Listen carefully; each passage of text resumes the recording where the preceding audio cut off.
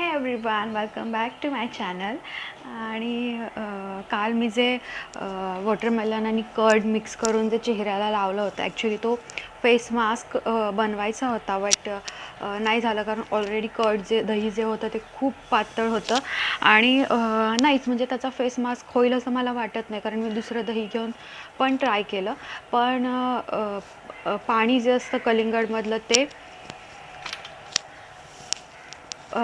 ते थोडंफार राहतंच, किती जरी काढलं तरी थोडंफार राहतं आणि पाण्यामुळे मग तो जो मास्क आहे तो असा चेहऱ्यावर बसत नाही, बट त्याचा इफेक्ट जो आहे तो खूप छान आहे.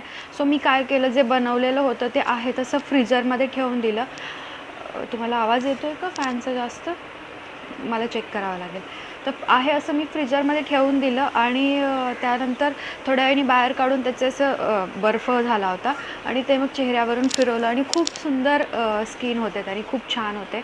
तर तुम्ही असं करू शकता, एखाद्या पॉटमध्ये तुम्ही घालून ठेवू शकता, बॉलमध्ये घालून ठेवू शकता, किंवा तुम्ही सरळ आईस ट्रेमध्ये ते घालू शकता आणि जेव्हा पण तुम्हाला हवं आहे तेव्हा तुम्ही ते तुमच्या फेसला लावू शकता. आय गेस 2-3 दिवस एक हे चालेल, म्हणजे आईस ट्रेमध्ये ठेवलेलं यूज करायला, एकदा बनवलेलं 2-3 दिवस चालेल असं मला वाटतं. आणि ना, असा एक पिंकिश ग्लो येतो चेहऱ्याला दुसऱ्या दिवशी, म्हणजे काल मी लावलं तर आज असा पिंकिश ग्लो येतो आणि खूप छान वाटतं आणि मला आवडलं. थंड थंड वाटतं, खूप छान वाटतं, खूप सोपं आहे. जस्ट कर्ड दही घ्यायचं आहे, कलिंगड चुरून घ्यायचं आहे, मिक्स करायचं आहे आणि चेहऱ्याला लावायचं आहे.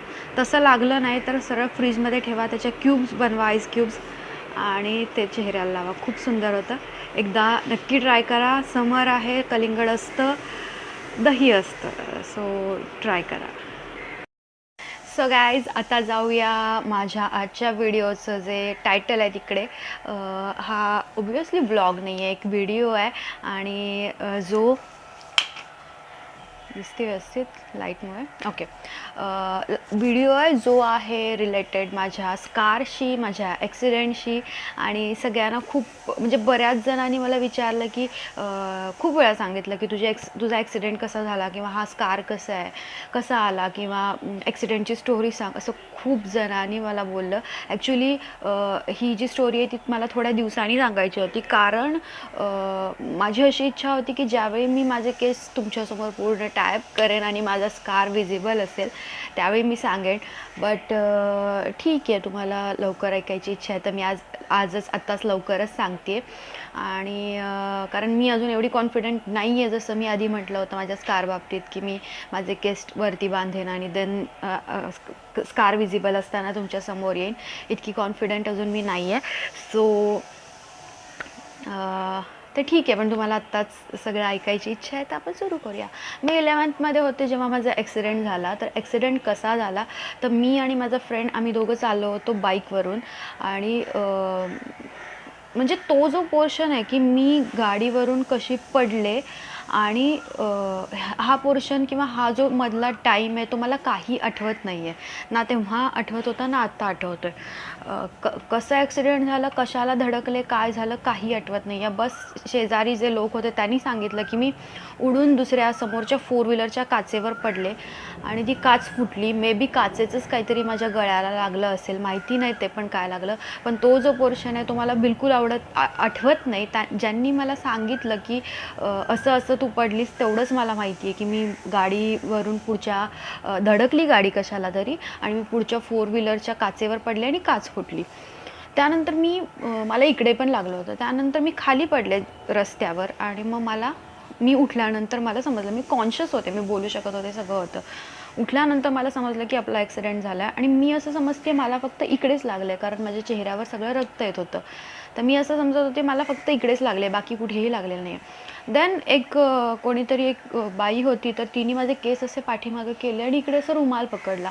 तर तिने रुमाल का पकडला म्हणून मी तो रुमाल काढला आणि असा हात लावला, तर हे बोट माझं आतमध्ये गेलं. हे जे बोट आहे ते माझं असं आतमध्ये गेलं. इतकं डीप मला लागलं होतं आणि त्यातून तुम्ही, म्हणजे माहिती नाही काय झालं होतं, पण त्यातून एक कणही रक्त येत नव्हतं. एवढं मोठं लागलं होतं पण एक कणही रक्त येत नव्हतं. माहिती नाही एक्झॅक्टली काय झालं होतं. ॲज ऑलवेज मला 2-2.5 मिनिटांनी व्हिडिओ पॉज करावा लागतो आहे, कारण परत ते प्रॉब्लेम होतो, व्हॉईस एकीकडं आणि लिप्स एकीकडं हलतात, सो मला ते पॉज करावं लागतं आहे. तर मला माहिती नाही की एक्झॅक्टली काय झालं आणि कसं एवढं लागलं आणि कसं एवढं रक्त नाही आलं, हा मला प्रश्न पडला आणि मला बिलकुल दुखलं नाही. त्यानंतर तिकडेच एक होते, मला ॲक्च्युली मी त्यांचं आडनाव आता विसरले, तर त्यांनी मला हॉस्पिटलमध्ये शिफ्ट केलं. त्या हॉस्पिटलमध्ये शिफ्ट केल्यानंतर मी माझ्या मावडीशी, म्हणजे माझ्या मावशीला मावडी बोलते, तिच्याशी मी 5 मिनिट आधी बोलले होते फोनवर. तर त्याच नंबरला त्यांनी कॉल केला आणि गरम होते, मी फॅन बंद केला कारण आवाज येणार नाही. त्याच नंबरला त्यांनी कॉल केला आणि सांगितलं की असं ॲक्सिडेंट झाला आहे. मग मी पण तिच्याशी बोलले फोनवर. त्यानंतर तिने मम्मीला सांगितलं आणि मी मम्मीशी इतका वेळ, म्हणजे जोपर्यंत मम्मी हॉस्पिटलमध्ये येत होती, मम्मी पप्पा माझे, तोपर्यंत मी मम्मीशी फोनवर बोलत होते. पण मम्मीला टेन्शन होतं की ॲक्सिडेंट झाला आहे तर कॉन्शियस असणारं माणूस एकदम माहिती नाही काय होऊ शकतं. सो मम्मी आली आणि त्यानंतर मग बघितलं किती लागलं आहे, काय लागलं आहे. तर ज्या हॉस्पिटलमध्ये मला नेलं होतं तिकडेच म्हणजे सोय होती सगळी, बट आम्ही आमच्या डॉक्टरांकडे गेलो. तिकडून मी सांगलीमध्ये आमचे जे डॉक्टर आहेत, तर त्यांच्याकडे आम्ही गेलो, MS आहेत ते. आणि तिकडे मग माझ्यावर जी पण ट्रीटमेंट होती ती झाली. मी 10-11 दिवस हॉस्पिटलमध्ये होते आणि मग इकडे मला 27 स्टिचेस, 27 टाके आहेत. इकडे मला 7 टाके आहेत. याच्याशिवाय मला कुठेही काहीही लागलेलं नव्हतं. बस मला हातामध्ये काचा घुसलेल्या होत्या, ज्याचं आता काही नाही आहे. सो त्याचा काहीच प्रॉब्लेम नाही. इथे लागलं होतं थोडंफार दिसतंय, पण इतकं पण नाही. पण गळ्याला जे लागलं होतं ते भरपूर दिसतंय. आणि त्यावेळी असं होतं ना की म्हणजे डॉक्टरनी ते कॉस्मेटिक सर्जरी वगैरे सगळं केलं होतं तेव्हा, बट 11 दिवस झाले त्यानंतर पण नॉर्मल होतं सगळं घरी येताना. त्यानंतर मला थोड्या दिवसांनी टाके काढायला बोलवलं. टाके काढायला गेले, त्यावेळी पण सगळं नॉर्मल होतं. त्यानंतर टाके काढल्यानंतर पण त्यांनी पट्टी लावली आणि मला सांगितलं की ती 1 दिवसांनी काढायची, जे पॅक केलं होतं. तर 1 दिवसांनी काढल्यानंतर मला थोडीशी अशी मोठी लाईन तिकडे दिसली. हे असं नव्हतं, इतकी मोठी जी लाईन आहे ही लाईन तेव्हा नव्हती. इकडे एक होतं आणि इकडे एक होतं, असं मोठं मोठं होतं. पण तर इकडे मला थोडंसं वेगळं काहीतरी दिसलं. आम्ही लक्ष नाही दिलं कारण आम्हाला डॉक्टरनी पण काही आयडिया दिली नाही की असं काही होऊ शकतं. तर थोड्या दिवसांनी ते असं फुगायला लागलं आणि अचानकच फुगलं, खूप जास्त फुगलं. त्यानंतर डॉक्टरांशी बोलल्यानंतर डॉक्टर बोलले की इट्स अ किलॉइड बोलतात ह्याला. आणि ही एक स्किनची टेंडन्सी असते जी 1000 लोकांमध्ये एकाला असते, की तुम्हाला जेव्हा डीप काय लागतं किंवा टाके एखादे पडतात, तर त्यावेळेला तुमच्या जी नाजूक स्किन आहे, तर हे कडक आहे, इकडे काय नाही झालं, तर हे नाजूक भाग आहे, तर तिकडे ते किलॉइड फॉर्म होणार. आणि 1000 लोकांमध्ये एकटीला ते होतं आणि ती एकटी नशिबाने, कसंही म्हणू आपण, मी निघाले. त्यानंतर मग खूप रिसर्च केला की केलॉइड म्हणजे काय, इंटरनेट पुस्तक, आयुर्वेदिक पुस्तक आणि खूप काय बघितलं. मी माझ्या आजीनं तर माझ्या खूप काय आयुर्वेदिक गोष्टी, एवढी मोठी आयुर्वेदिक पुस्तकं तिने आणली आणि मम्मीनं, आणि त्यातलं एवढी मोठी सगळी पुस्तकं वाचून काढली. कुठं काही मिळतंय का बघितलं, ज्यातून याच्यासाठी काय मिळालं त्या गोष्टी सांगलीमध्ये वेलणकर आयुर्वेदिक दुकान आहे किंवा जे पण आयुर्वेदिक दुकान आहे तिकडून घेऊन आली आणि त्या सगळ्या गोष्टी केल्या. पण काही त्याच्यावर काय बोलतात त्याला, उपयोग नाही झाला. मग हे असंच सुरू होतं कंटिन्यूस. आणि मग ती सगळी पेनफुल प्रोसेस, ते मला कधी इचिंग व्हायचं, म्हणजे अजूनही होतं इचिंग व्हायचं. असं पाऊस येणार असं झालं की एकदम खूप दुखतं, अजूनही दुखतं आणि खूप त्रास व्हायचा. सगळ्यात महत्त्वाचं की ते विजिबल होतं, दिसत होतं. मग ते मला ॲक्सेप्ट करायला खूप दिवस गेले, इनफॅक्ट खूप वर्ष गेले, की हा स्कार आहे जो आपल्यासोबत नेहमी राहणार आहे, हे मला ॲक्सेप्ट करायला खूप अवघड गेलं. देन आजी आजोबांना वेगळं टेन्शन की अरे हिचं लग्न करायचं आहे आणि मग याचा काही प्रॉब्लेम येणार का, आजी आजोबांना ते टेन्शन, म्हणजे प्रत्येकाला एक वेगळं टेन्शन होतं या स्कारबद्दल. त्यानंतर माझ्या डॉक्टरनी सांगितलं की डॉक्टर प्रभू म्हणून आहेत कोल्हापूरमध्ये, ते अशी किलॉइडची सर्जरी करतात. देन आम्ही तिकडे गेलो. त्यांनी सांगितलं मी करेन, बट मी 80% गॅरंटी देतो, 20% ते परत फॉर्म होऊ शकतं. मग आम्ही बोललो ठीक आहे, एक चान्स घ्यायला काय हरकत आहे. तर ज्या दिवशी मी तिकडे गेले त्याच्यानंतर 4 दिवसांनी माझं ऑपरेशन करायचं ठरवलं. तर 4 दिवसापूर्वी त्यांनी मला इथे एवढे इंजेक्शन्स दिले आणि मला सांगलीतून कोल्हापूरमधून सांगलीला येईपर्यंत इतका त्रास झाला की त्या इंजेक्शन्समुळं असे जवळजवळ त्यांनी 10-12 इंजेक्शन्स दिले होते आणि ते खूप जास्त पेनफुल होतं. त्यानंतर 1 तारखेला म्हणजे 4 दिवसांनी माझं ऑपरेशन झालं आणि मग त्यांनी मला सांगितलं होतं, की ज्यानंतर ऑपरेशन होईल आणि जेव्हा आपण ती पट्टी काढू त्यानंतर तुला परत इंजेक्शन्स घ्यायचे आहेत. पण इंजेक्शनचा काय त्रास असतो हा मी आधी बघितला होता. सो मी म्हटलं, की झालं ऑपरेशन, आता आलं, नाही आलं, नाही आलं. मला इंजेक्शन वगैरे काही घ्यायचं नाही आहे आणि मग ते तसंच राहिलं. मग जवळजवळ महिना 2 महिने एकदम बारीक रेष होती आणि नंतर हळूहळू ते परत किलॉइड फॉर्म झालं. मग ते आधी इकडे एक होतं, आता इथून इथंपर्यंत असं मोठं आलं. आता तरी खालचं गेले बरंच 10 वर्ष झाले, 10-10.5 वर्ष झाले आणि 10-10.5 वर्ष मी याच्या सहित जगतीये. तर अजून तरी येथे पूर्ण गेलेलं नाही आहे. तर 1-2 महिन्यांनी ऑपरेशननंतर ते पुन्हा किलॉइड फॉर्म झालं आणि अशी लांब जी काय बोलतात रेष आहे, अशी रेष आली. केव्हा तर 2008मध्ये माझा ॲक्सिडेंट झाला आणि 2010मध्ये 2 वर्षांनी हे ऑपरेशन वगैरे ही प्रोसेस झाली आणि त्यानंतर परत जेव्हा केलॉइड फॉर्म झालं, त्यानंतर मग मी ठरवलं की नाही, मला आता ऑपरेशन वगैरे स्वतःला त्रास करून घेऊन काही नाही करायचं, कारण स्वतःला त्रास होणार तो होणार आणि हे जाणार नाही. सो त्रास करून काही नाही करायचं, असंच काहीतरी औषध लावलं किंवा काय आयुर्वेदिक गोष्टी यांनी गेलं ठीक आहे, नाही गेलं मी ॲक्सेप्ट केले.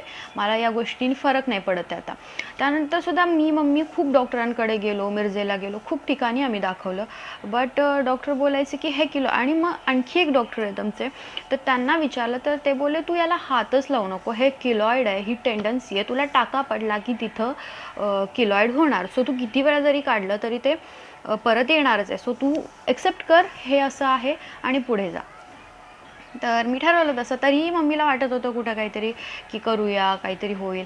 त्यानंतर परत एक मजा अशी की सांगलीमध्ये एका डॉक्टरांकडे आम्ही गेलो. ते बोलले की आपण स्टेरॉइड्स देऊया, स्टेरॉइड्सने ते कमी येईल आणि खरोखर ते खालच्या बाजूचं कमी झालं आहे. बट माझ्यात तेवढे पेशन्स नव्हते किंवा तेवढं सहनशक्ती नव्हती की मी ते स्टेरॉइड्स सहन करू शकेन, कारण तिकडे गेल्यानंतर इतका त्रास व्हायचा ते इंजेक्शन घेताना. आणि ते डॉक्टर खूप छान होते, ते मला इंजेक्शन द्यायचे आणि मी एवढ्या मोठमोठ्याने ओरडायचे, ते असे हसत मजा करत इंजेक्शन द्यायचे, असे टिपिकल डॉक्टरांसारखे करायचे नाहीत कधी.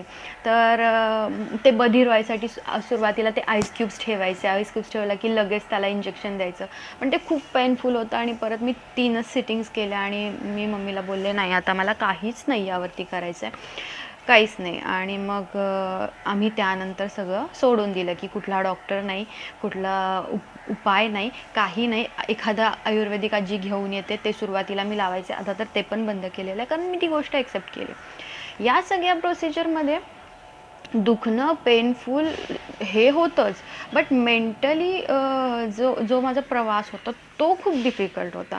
कारण नॉर्मल 16 वर्ष आयुष्य मी नॉर्मल जगली आहे. माझे केस मी कसंही टाय करू शकत होते, काहीही करू शकत होते आणि अचानक असं झालं की एवढा मोठा स्कार आला.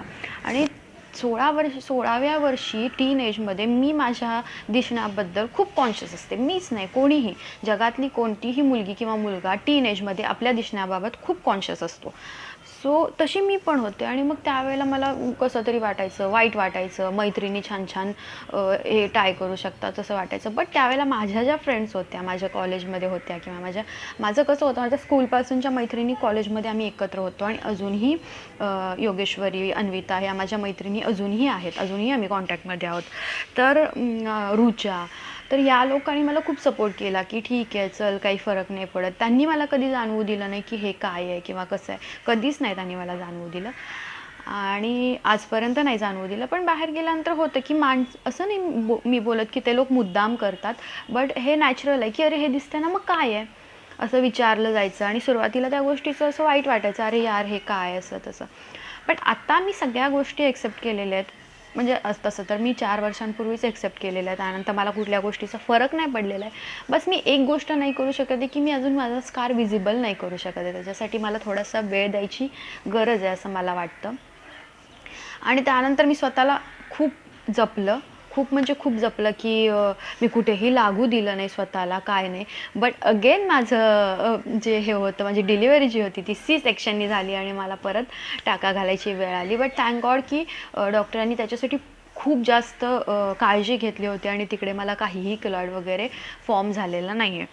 सो किलॉइड होतं हे जर मला आधी माहिती असतं तर माझ्या त्या डॉक्टरनी टाके घालताना त्या पद्धतीनं काळजी घेतली असती आणि कदाचित मला किलॉइड झालं नसतं. बट ठीक आहे, आता झालंय तर झालंय. पण एक गोष्ट नक्की झाली, की या सगळ्यामुळे माझ्या कोणत्या गोष्टी थांबल्या नाहीत. म्हणजे या किलॉइडमुळं किंवा या स्कारमुळं माझ्या कोणत्याही गोष्टी थांबल्या नाहीत. माझं कॉलेज सुरू होतं, माझा डान्स सुरू होता, त्यानंतर मी टी व्हीवर शो करायची, होस्ट करायची एक शो, तो सुरू होता. त्याच्यावर मी कधी परिणाम होऊ दिला नाही. किंवा मला असं नाही वाटलं, की अरे मला हे आणि मी कसं होस्ट करणार, किंवा लोकांना पण असं वाटलं नाही. त्यांनी ॲज इट इज मला ॲक्सेप्ट केलं. मी डान्स शो जज करायचे ते माझं सुरू होतं. म्हणजे माझी कुठलीही गोष्ट या स्कारमुळे थांबली नाही, कधीच नाही. म्हणजे मला ते एक मी देवाला थँक्यू बोलते, की कोणत्याही गोष्टीसाठी मला अडचण आली नाही. आता यूट्यूबसाठीही मला कधी अडचण आली नाही. ज्या वर्षी माझा ॲक्सिडेंट झाला त्याच वर्षी आमच्या कॉलेजमध्ये मिसेस सुकन्या म्हणून एक ब्युटी कॉन्टेस्ट असतं, तर त्याच वर्षी मी जिंकले पण होते. सप्टेंबरमध्ये ॲक्सिडेंट झाला आणि नोव्हेंबरमध्ये असतं ते, तर नोव्हेंबरमध्ये मी जिंकले पण होते. तर त्यामुळे मला कॉन्फिडन्स आला, की आपल्या स्कारनी आपल्याला फारसा काही फरक पडणार नाही. त्यामुळं मला कुठल्याही गोष्टीमध्ये प्रॉब्लेम नाही आला किंवा कुठलीही गोष्ट मला थांबवावी लागली नाही, की या गोष्टीमुळं. सो जे होतं ते कंटिन्यू राहिलं. तर मला यातून तुम्हाला थोडंसं सांगावं वाटतं, की आपल्याला खूप अडचणी येतात आणि ही जी अडचण आहे माझ्यासाठी खूप मोठी होती, खूप जास्त मोठी होती. आणि यातून बाहेर कसं पडले मी, यासाठी मला माझ्या फॅमिलीचा फुल सपोर्ट होता, माझ्या मम्मीचा जास्त सपोर्ट होता आणि माझ्या आजीचा. तिला खूप जास्त वाटायचं, खूप जास्त माझ्या आजीला वाटायचं. तर तिने छोट्या छोट्या गोष्टी, तिचं वय भरपूर आहे पण तिने इतकं प्रयत्न केले ना माझ्यासाठी. एवढे मोठे मोठे बुक्स वाचायचे ती, की कुठंतरी काहीतरी मिळेल म्हणून. असे 4-4, 5-5 बुक्स ती आठवड्यात वाचायची, की कुठंतरी काहीतरी मिळेल म्हणून. तिने खूप केलं, बाकी फॅमिली मेंबरनी पण केलं, पण आजीचं वयाचा विचार करता तिने खूप जास्त केलं. अगेन अभिषेककडे ज्यावेळी मी अभिषेकला फर्स्ट टाईम फोनवर बोलले होते मी, तर त्याला मी हे सांगितलं होतं, बाबा असं असं आहे, त्यानंतर तू विचार कर. तो बोलला ठीक आहे, मला काही प्रॉब्लेम नाही आहे, इव्हन मला ते बघण्यात इंटरेस्ट पण नाही आहे. त्यानंतर आम्ही भेटलो त्यावेळी पण जसं तो बोलला होता मला बघण्यात इंटरेस्ट नाही, तसंच त्यानं दाखवलं. अजूनपर्यंत तो मला बोलतो, अरे तू का झाकतीये, जे आहे ते आहे, तू झाकतीये का, माझ्यासोबत येताना वगैरे तुला झाकायची ते गरज नाही आहे. बट माझं तसं होत नाही आहे अजून. सो अभिषेकनी पण खूप सपोर्ट केला यासाठी आणि होपफुली अकिरा पण करेलच, आय नो. पण आता त्याची जायची प्रोसेस सुरू झाली आहे. खालचा एवढा पोर्शन आहे तो गेलेला आहे आणि बाकी आता बघू 10 वर्षात जाईल. 10 वर्षात एवढं गेलं, अजून बघू किती वर्षात जाईल. तर कुठल्याही गोष्टीमुळे आपल्याला कुठल्याही अडचण येत नाही किंवा लोक आपल्यावर प्रेम करायचं बंद करत नाहीत. जसे आता तुम्ही, माझ्या स्कारमुळे तुम्हाला काही फरक पडत नाही आहे, तुम्हाला मी आवडते, माझे तुम्ही सपोर्टर्स आहात, माझे फॅमिली मेंबर्स आहात, तर तुम्हाला मी आवडते, तशी आवडतच राहणार आहे. सो मला हे माहिती आहे, की कुठलंही आपला देवानं दिलं असेल त्यात काही फरकच नाही पडत. जे नॅचरली असतं किंवा जे नॅचरली नाही आहे नंतर जाऊन तुम्हाला झालं आहे, तर त्यामुळं पण काही रडायची किंवा वेळ घालवायची गरज नाही. मी ॲक्च्युली थोडासा वेळ घालवला, बट त्याची काही गरज नाही आहे असं मला वाटतं. आणि खूप चांगले चांगले लोक, म्हणजे जसे वाईट आहेत त्याच्यापेक्षा जास्त चांगले लोक या जगात आहेत. सो आणि हे चांगले लोक आपल्याला भेटतात, 100% भेटतात. असं नाही की वाईटच लोक भेटतात. तर नाही काही म्हणजे रडत बसायची, आपला वेळ घालवायची बिलकुल गरज नाही आहे. जे आपलं एम आहे, जे आपलं ठरलेलं आहे ते करत राहायचं. कुठल्याही गोष्टीमुळं, कुठल्याही स्कारमुळं, कुठल्याही डिसॅबिलिटीमुळं आपलं जे एम आहे ते आपण अचीव करायचं थांबू शकत नाही असं मला वाटतं. सो गाईज, हा होता माझा ॲक्सिडेंटपासून स्कार फॉर्म होण्यापर्यंतचा आणि त्यातून मी कशी बाहेर पडले, हा प्रवास. आणि बस हे इतकंच आहे. मी ह्याच्यावर आणखी जास्त काही नाही बोलू शकत. सो आता मी टाटा बाय करते आणि उद्या भेटेन नेक्स्ट ब्लॉगमध्ये. So bye, take care, have a good day.